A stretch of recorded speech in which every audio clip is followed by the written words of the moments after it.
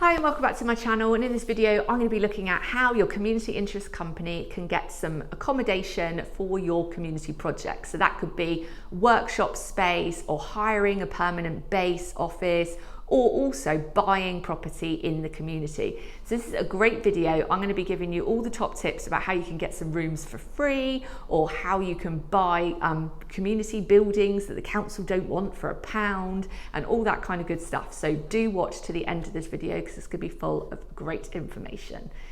So before I get into that, please hit the subscribe button to help support this channel. It's got everything to do with community interest companies, grant funding, social enterprises, and all of that. If you want to book a call with me, you can. It's £120. You do a one-to-one call with me, and I go through strategic stuff, grant funding, proofing, all kinds of things. I can help you get started or help you get unstuck.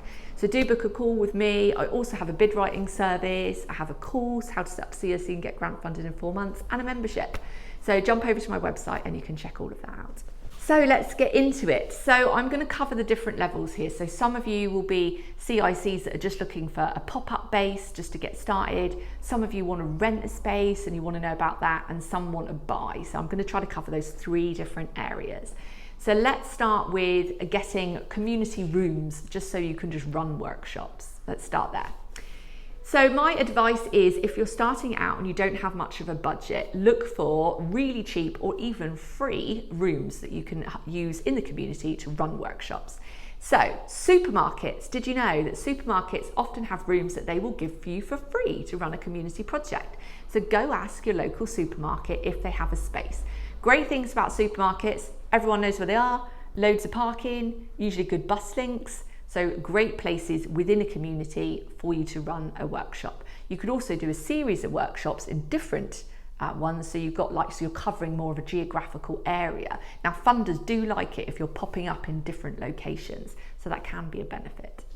Another free room, the DWP, so job centres will sometimes give you a free room, and there's lots of other people in the community that will as well, so why not just ask? So I've got CICs that have got local football clubs that have given them a room, local businesses that have given them a room. So why not ask around? Because your chances are you're running a great community project that's going to benefit the community, and lots of businesses who've got free rooms would be happy to support you.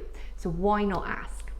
Now, if you can't get a free one, sometimes you might be able to get a cheap one or a discounted one. So remember, if you're going to be hiring a space, to mention you're a CIC and ask for a discount. So again, lots of places will give you discounts if you're a CIC. So that's one good thing you could do. And there are also lots of cheap rooms as well. Churches are often, and community rooms are often very cheap. So sometimes you can get those for just as little as like £10 or something for an hour, or like £50 a day. So you can get those spaces pretty cheap. And at the end of the day, that works out a lot cheaper than it does if you were going to get a permanent base. So on that note, let's go on to the permanent basis one. So say you want something that's permanent. You want to have office space. You want to have some regular workshops. So you want something permanent. So you've got different options. You could, again, just hire a room in a building, maybe like a co-working space, or, co-share with other organisations to keep the costs down. So that's one option. Or you could go full hog and actually rent something. Just be aware that if you're going to be renting and you've got that overhead, remember you've got to keep up with that overhead, and that can be tricky. Because when you are running with grant funding and you don't have much other income, obviously running from project to project means you might have a gap in the middle. So just bear in mind, you need to cover the rent all the time, and there may be gaps in between grant funded projects. So factor that in, and that's why I always say try to get another source of income in other than grant funding, so that you can cover those kinds of overheads when you need to.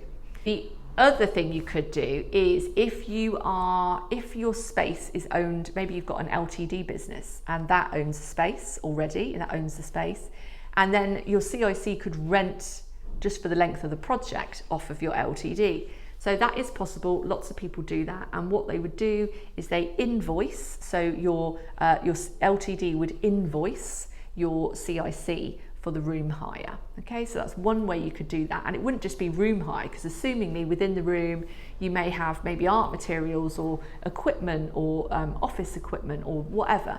So you wouldn't just be hiring just the bare room, you'd be hiring actually everything in it, which means you could hire it to your CIC at quite a good price. Now, don't overinflate it. Remember, you have to justify it, and it has to be comparative to what else could be hired in the community. So you want to kind of like find out what are other people charging in the community, maybe slightly undercut it, then you can justify that to a grant funder as to why you've chosen this LTD to rent the space from.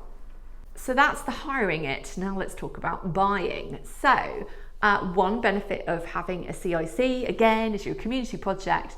You can go to the council and you can say, are there any empty buildings that you'll just need renovating, that you can't rent? Things like old banks and old pubs. High Street at the moment is really struggling, and quite often a lot of our high streets have buildings that are just kind of impossible to turn around or fill. Now the council, what they're doing is they can compulsory purchase a building, and then they could actually then sell it to your CIC for £1. So if anything falls into administration, it gets compulsory purchased, council acquire it, the council haven't got the money to do anything with it, they'll then sell it to a community interest company, because as long as it's going to benefit the community, then everybody's happy. So what a fantastic opportunity. So why not try to see if you can get something from the community, from the council, that isn't being used, and see if you can take it and just buy it for £1. So you don't ask no until you ask. So why don't you get out there and ask what you can do? So I, for example, am working with a CIC at the moment who are about to buy a large heritage site which has been fallen into disrepair. It's in quite a bad state. It's about to go into administration. So the owner's going to sell it to the CIC for £1, and that's essentially going to save the site from being probably sold off to housing development or something. So what a fantastic opportunity then, the CIC gets it. Now, of course, because a lot of these properties need massive amounts of work, you would then need to get grant funding to be able to renovate it, and that is absolutely possible. So if you say your CIC takes over, like I said, an old bank, an old pub or something disused in the community, you could then go for development funding. There's lots of development funding around in the country.